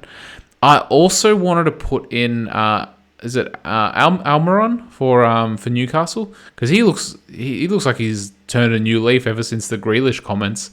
But I tried not to really put in too many. Unfortunately, I didn't put in too many players that maybe like fringe players, I suppose. So like Guimaraes isn't there, Joe Ellington isn't there. So like those sort of players aren't really there. Luka Modric, Lewandowski, he's my only Bayern Barca player because he's really the shining light of Barca. Like other than that, no one really impresses me from that team at the moment. I got Rodri, and I put Xhaka in here. I'm surprised you didn't have Xhaka because he looks like a completely new player. And you know how at the start of the season, during the transfer window, we were thinking we need someone to replace Xhaka. Now I'm thinking we just need a backup to Xhaka in case he gets injured because he's playing a little bit further forward. He looks like a completely different player. He even popped up with a goal tonight in the Europa League against PSV. And he looks like he's a very currently on form, one of the best midfielders in Europe. Who knows? Hopefully that lasts for the rest of the season. I got Foden, and I got Ben White in here as well. Ben White would be a very good shout for the England squad. I'm surprised he didn't get called up in the last couple of friendlies, but like England is sort of right back heavy. But now with injuries to Reece James and Walker and Trent very weak defensively. I think Ben White's really the only right back that Southgate can go with, don't you think? Yeah, well, he can always go with Ben White as a right centre back and then put Trent a little bit in front, which I think gives the best balance because if you put Ben White as a out-and-out right back, you're losing something a little bit going forward. But for me, he's still a centre back for me, Ben White, and he's done fantastically in doing his role at right back because he is a versatile player. But I think his best position, especially in an England squad, would be right centre back. And then you could even play a winger if you didn't want to play Trent in front. But yeah, I think that might offer the best balance. But if you're playing a back four, yeah, I think it should be Ben White over Trent, given what Trent, particularly in games you don't expect to dominate. Well, who else really is there to play right back at the moment with Reece James and Walker injured? I don't know whether they're going to be back in. I think Reece James is ruled out completely. So I don't know about Walker, whether he will be back in time or not. That's still a question mark. But who else is there really at right back now? Like, and it seemed like there was like a couple of weeks ago. It seemed like there was an abundance of right backs. Like, you had like 3 or I guess 4 right backs to choose from. If you're Southgate, but now you pretty much only have Ben White, considering Trent. I don't think Southgate trusts Trent defensively. Yeah, exactly. Even when you asked the question, I didn't know who else you could pick from. Even though we've said how stacked England are at the right back area anyway. But yeah, I think Ben White's definitely needs to be in the squad given those injuries. And your video's frozen for me. You just like Yeah, I know. I don't know what's happened there. yeah, you give me this angry stare. So yeah. But just to finish off, just to round it up, my last 4, I got Gabriel Jesus, De Bruyne, Martinelli, and Haaland. So yeah, a little bit more Premier League heavy and a little bit more Arsenal heavy, just because I guess this 25 is based on form, and I think you can't really argue that the Premier League it's probably the strongest league in Europe. That's why, I didn't have any French league players, so it was only La Liga, Serie A, and Premier League that I had. Yeah, that's crazy because there's still Bayern Munich and PSG. Oh, I had Musiala and Bellingham from Musiala. Yeah, and Bellingham. Yeah. So I didn't even have Bellingham in my shortlist, just given where Dortmund have found themselves. That was a hard one. I think on another day it'd be, but Dortmund are in 8th. Yeah, which doesn't sit right with me. Well, let's since we're having video technical difficulties on your end. I don't know what the hell's happening. Like, you're just I don't know why I'm frozen. I can see that my voice is coming through, but yeah, your voice is coming through. Is it frozen on your side as well, like for you? Yeah, my little picture's frozen. Okay, fair enough. Well, at least we still got your voice. If I say something and then like you don't come back to me in like within like 5 seconds, then I don't know. It's gonna be panic. We soldier in third one. We'll finish it with this angry picture. Yeah, we'll finish it off with a non-moving picture. But yeah, like let's round it up with a preview of this weekend's action. Obviously, the big game is United Chelsea. We have spoken about United a little bit. It's at Stamford Bridge, if I'm not mistaken. So I'll let you take it away on that. Yeah, it is. It is at Stamford Bridge, and it's an interesting game for sure. I think on balance. Oh, you're back. Well, you're back. Yeah, I'm back. I'm back.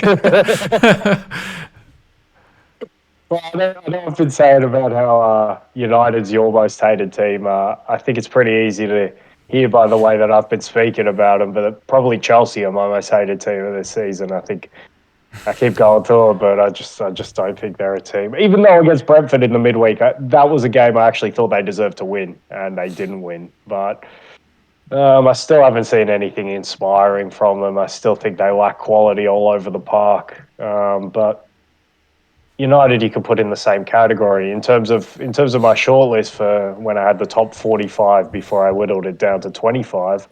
I only had Thiago Silva and I only had Casemiro as the only 2 players who will be playing in this game as 2 players who can make the shortlist for a top 45 spot in the world at the moment. So it'll be fascinating to see if United can continue what they did against Tottenham. But let's not forget they did that at home, and they have been very good at home, like we said, with that Old Trafford factor coming back in all their big games at home this season. So, yeah, I don't know. Chelsea, I hope it's a good game, but I don't know what I'm really looking for in this game. I know United sort of have these patterns that we're starting to see that look like they might be semi-permanent in terms of like a 4-2-4 when they attack a front 4. I'll be interested to see maybe if they can get Rashford up against Thiago Silva and use that pace against him, because I'm pretty sure Thiago Silva was rested against Brentford with this game in mind. Yeah, it'll be interesting to see if Chelsea could get any joy from the wing backs, maybe against the full backs of United. But Luke Shaw's come back and he actually looks pretty good since he's been back for United. So maybe they've strengthened what maybe could have been a weakness for him there. I'm definitely a bit higher on United, but Chelsea, let's not forget, they're still in fourth place. And they still have a good enough manager and experienced enough players to control any game, and they just need a moment. I guess Chelsea in the midweek against Brentford looks more like a Graham Potter side of Brighton in terms of a lot of control, a lot of territory, but no end product. And that's where I'm left a bit cold on Chelsea, because I just don't think they have the quality in those front areas to really say that. Like, Tottenham don't create many chances, but they have the quality there where it's like, well, I expect them to score.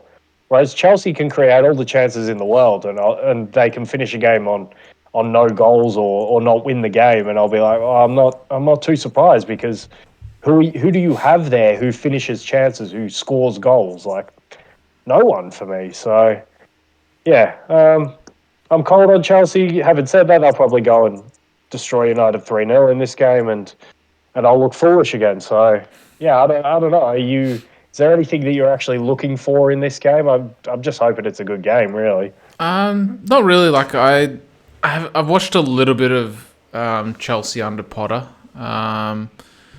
like with the AC Milan game, but like I don't know. I just can't bring myself to watching Chelsea. Like I watched them a little bit, and I didn't find anything enticing really. Like you mentioned, like they create chances, but where did the goals come from? It's like they've been lacking a number 9 since Drogba left.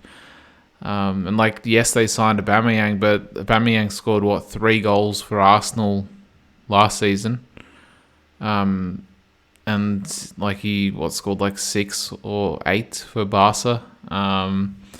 Like in the second half of the season. So like he hasn't been that reliable or consistent striker that he has been for like when he joined Dortmund and also when he just joined Arsenal as well. So this is probably my catchphrase. I don't know where the goals come from. Even though they create the chances, because like Sterling isn't like one of those out and out finishers, like reliable finishers. But depending on also Kante is ruled out for the World Cup, so he's not playing.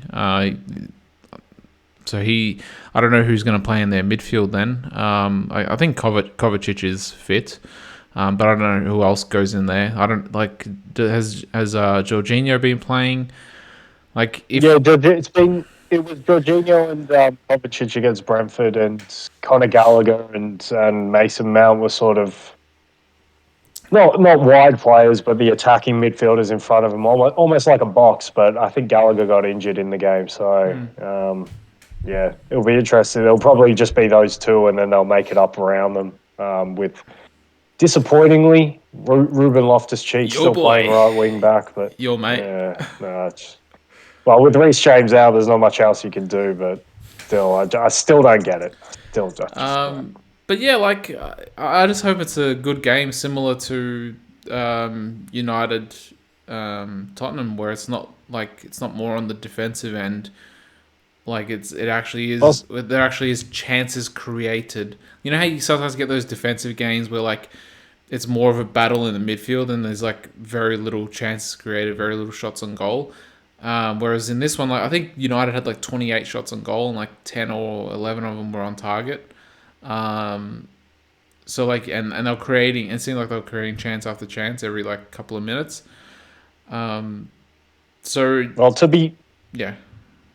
To be fair, a game with United wouldn't be a midfield battle the way they're currently constructed. Because Casemiro is the only midfielder, but a lot of the time he slots into a defensive position to cover spaces anyway. So a lot of the time that space in there is quite open.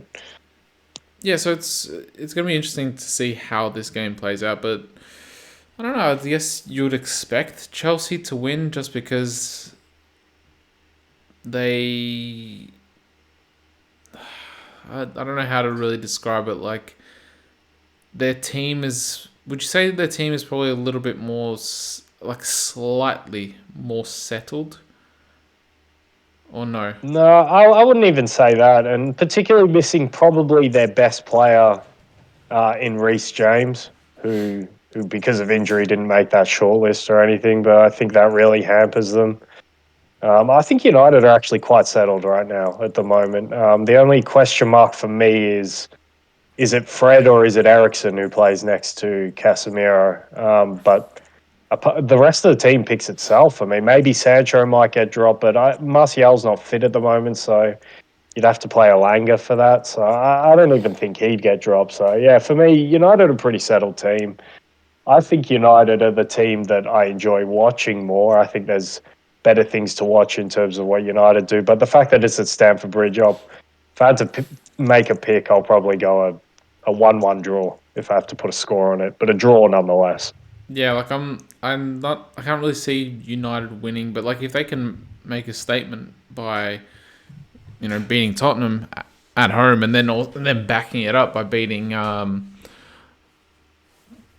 Chelsea away, then you could actually put them down as genuine top four challengers, which could then make everything interesting because people were writing them off at the start of the season, especially after the two losses.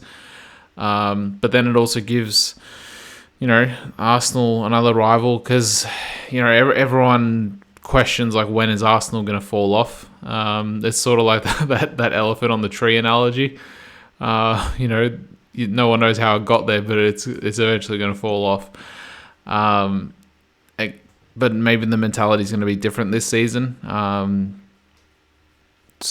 then you got Liverpool struggling. So yeah, like it's interesting that like how now that we've added another genuine top four contender with United. Yeah, I think for me they're already a genuine top four contender. But if they could get a result against Chelsea and away from home as well, obviously I'm not saying title contender, but for me it makes an even bigger statement in terms of where they're headed under Ten Hag. If they can prove that they could get up for a game not at home against a big side and play well. Play well is the first thing, and then if they win it, then what a great little bonus there. But for me, yeah, they're already a top four contender because I think out of those teams going for top four, they're all flawed in their own ways, and you might even have Tottenham regressing back into that pack as well now. So, and that's another game that for me is actually a little bit more fascinating this weekend in terms of two top four challenges because we have a question over Newcastle. Are they a genuine challenger for that top four? And to be fair to them, using the eye test, I haven't dug into what all their fixtures have been this season, but it feels to me that they've played all the top teams this season already, and they should have a nice little run coming after this game coming up where they get something a little bit easier. I know they haven't played Arsenal yet, I don't think, but they've played City. They're going to play Tottenham. They've played United. They've played Liverpool. So they should get a nice little run of something a little easier coming up. And they've only lost what is it, one game this season, or is it two? No, it's one, isn't it? One against Liverpool. They've drawn Against six us, though. yeah, in the 98th minute. Yeah, So they've drawn six. exactly, but I think a lot of that has to do with their strength of schedule as well. There was one aberration at home against Bournemouth where I think they should have been a lot better, and they were actually lucky Yeah, to but now they've even draw lost. that game. They lost Isak though. I think he's gone. Yeah, they have lost Isak, but I actually think for this season, Callum Wilson was always more important than Isak, personally. He's quite underrated, Callum Wilson, in what he does for Newcastle. I think he's offers a really good focal point. He's not immobile. He can actually get around a little bit. So, yeah, he's been really important to what they do. It would have been nice to have Isak, don't get me wrong. But with Almiron actually turning into a player who produces and not only looks like a technically great player, but he actually has a little bit of end product this season. Scored another absolute beauty against Everton in the midweek. So yeah, there's questions, and I always said going into the season, if we know Sam Maximan's been injured for a while now, but if he and Almiron can be players who not only look good anymore but actually produce numbers in terms of assists and goals, then I think this team had a chance given the way they finished last season. And all indications this season, the best defence in the league, and one of only three teams to only lose one game all season. So those indicators point to a team that should be challenging for top four come the end of the season. And given that they haven't had a powder puff schedule, I think it's very plausible this is another test for them. And it's also a test for Tottenham, who now we have question marks. Are you going to cling on to that top two and try and force your way into that race, or are you going to regress back to the race for the top four and be in that battle for the rest of the season? So massive implications for them in particular. They need to bounce back. But if Newcastle can make a statement and continue, then for me, if they can win this game, for me, then Newcastle are genuine top four challengers from this point on. The only concern I have with Newcastle is like now that they've lost Isak, and like he looked good against Liverpool in that game they played, and that was his first game after being signed. They might be similar to Chelsea in that sense, where I'm not sure how good football Chelsea play, but like Newcastle, like they play good football. They can create chances, but they don't really have anyone to put in the back of the net, because hasn't Wilson been? He's had his injury troubles as well. Yeah, that's always the problem with Callum Wilson. He's quite injury prone. Yeah, so they might be some, like maybe a better comparison, maybe Brighton, where they create chances and they play well, but they don't have a striker to score 15, 20 goals for the season, and having 6 draws, I think that sort of backs up that statement. Yeah, I think that's fair. And even if they do win this game, and I put them as a genuine top four contender, there'll still be those question marks, much like Arsenal, who I put as a genuine title challenger now. But I still have question marks on when we get to those really high stake games where it means a lot for a title, who's showing up and what versions of the players are showing up, because that's such a young squad. So yeah, just because I put them in that race doesn't mean those questions erase themselves. So Newcastle will probably be the team in that race who have the most questions, just because we've never seen them in this position before. But yeah, Tottenham at the moment have questions over their stature in the league as well themselves. So yeah, for the storylines, I'm probably more fascinated in this game than the Chelsea United game.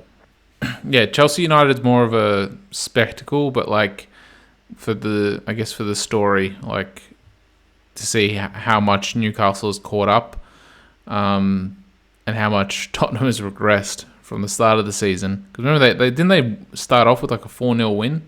Was that against Forest or someone else? They beat someone 4-0 at the very start of the season. Southampton at home. Southampton, yeah. And then and then everyone's like, oh my god, Tottenham, all this stuff, and now they've had a couple of disappointing losses. So yeah, it could be interesting, especially for that top 4 race. But that's only 11, 12. This will be like Tottenham's 12th game, so they're 1 game ahead of everyone, and Newcastle's 12th game as well, which they're also. But then if they win, that puts them 2 points behind Tottenham. Yeah, exactly. And things have changed. It could be a horror week for Tottenham. Yeah. Any other fixtures that tickle your fancy from the EPL EPL or around Europe? Yeah, from Europe, there's a couple. I mean, in La Liga, we got 2 pretty tasty ones. Atletico are playing Betis, who, disappointingly for Atletico, for me, they turned in their best performance of the season against Bilbao.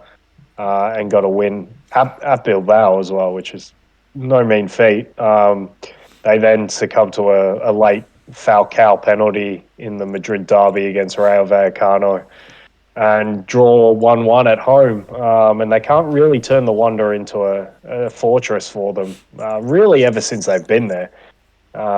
But yeah, so I'm interested to see if they can, because they're still, I think, well, they're still in that hunt for third place, and they play another team who's in the hunt in Real Betis, who admittedly I haven't seen in a couple of weeks. So I'm looking forward to watching them again, because they've sort of carried on and they're still in fifth place. And Pellegrini's a good manager, particularly in Spain. I think he gets the football and he gets the best out of his teams over there. So that's a fascinating one. But the one that's more interesting for me from La Liga is Barcelona against Athletic Bilbao.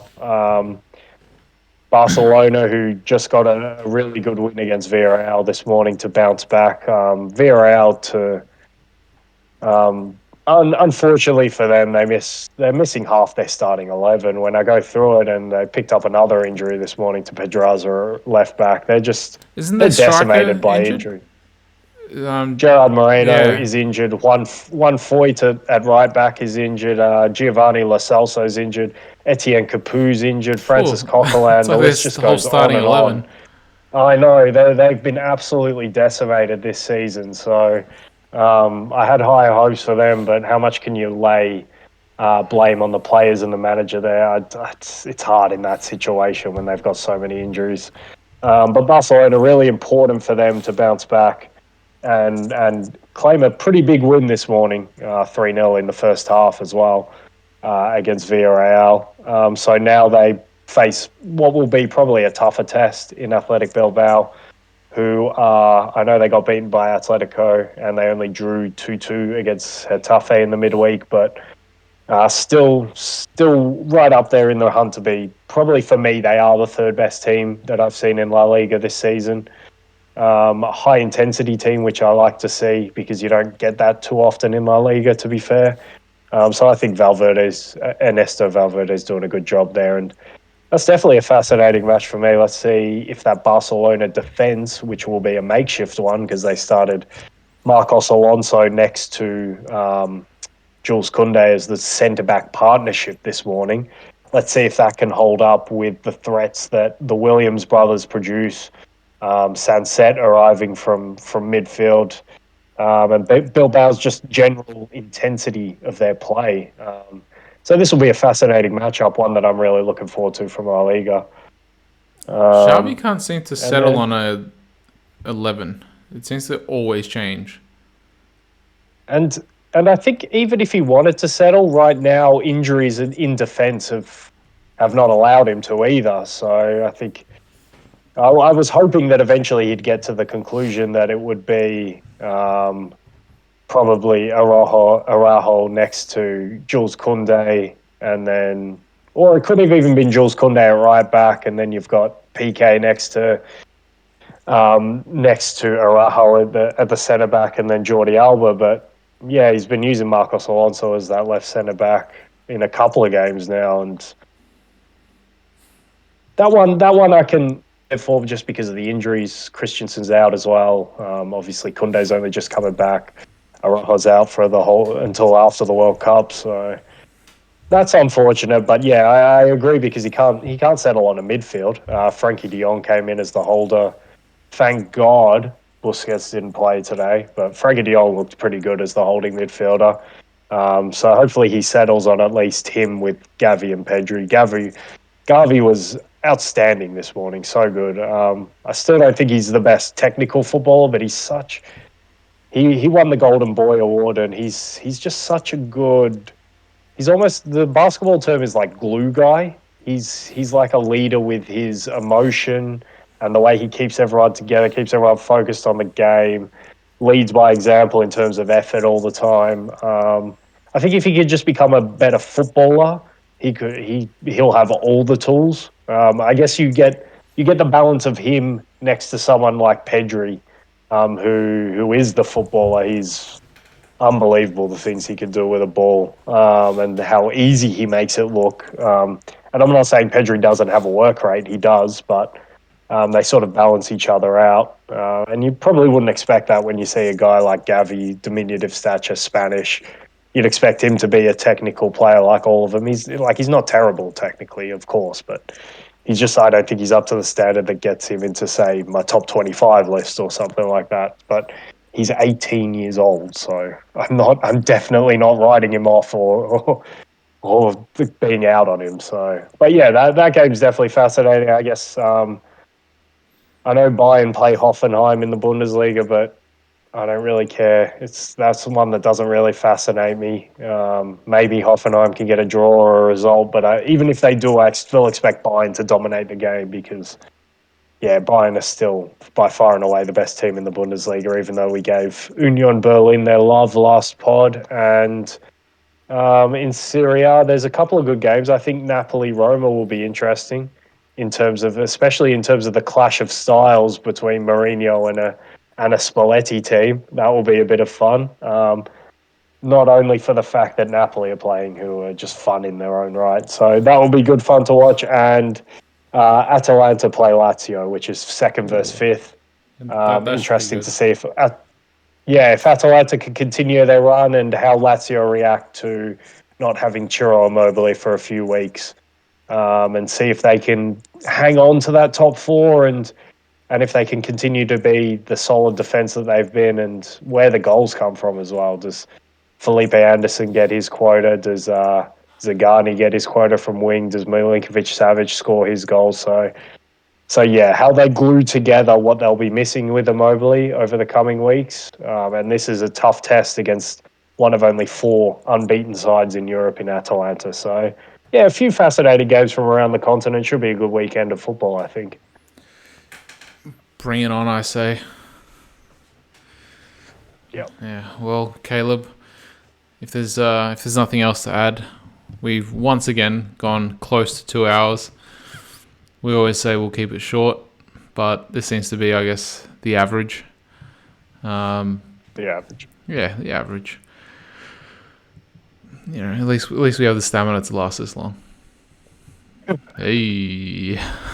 Hey. Hopefully the audience, whoever you are. I'm surprised you didn't say anything about Van Dijk extending his unbeaten home run to 69 games. Yeah, I saw you give me a little smirk or something. But I think it might actually be 70 because I think he was going into the City game with 68, or after the City game. I can't remember the exact one. I think he was either going into the City game with 68 or he came out of the City game with 68. So maybe now after West Ham it's either 69 or 70. So yeah, Van Dijk. Just 2 mature guys on a podcast. Yeah, my boy. Caleb, it's been a pleasure. I will see you next week. Yeah. And we'll Late next week, yeah? No early one? No, it will be early because I'm heading to London midweek. Oh, midweek. So we'll do the early week one, but not a late week. Yes. So okay, for our viewers out there, we will review the EPL and we'll preview, I guess, the Champions League. And I don't know, maybe we'll do like a 4-hour pod to try and preview the EPL as well. I'm not sure if there's actually any. We'll save it for your stories when you get back. Yeah, all right. So to our beloved audience that hangs in there with us through thick and thin and frozen screens, thanks for coming and bye for now.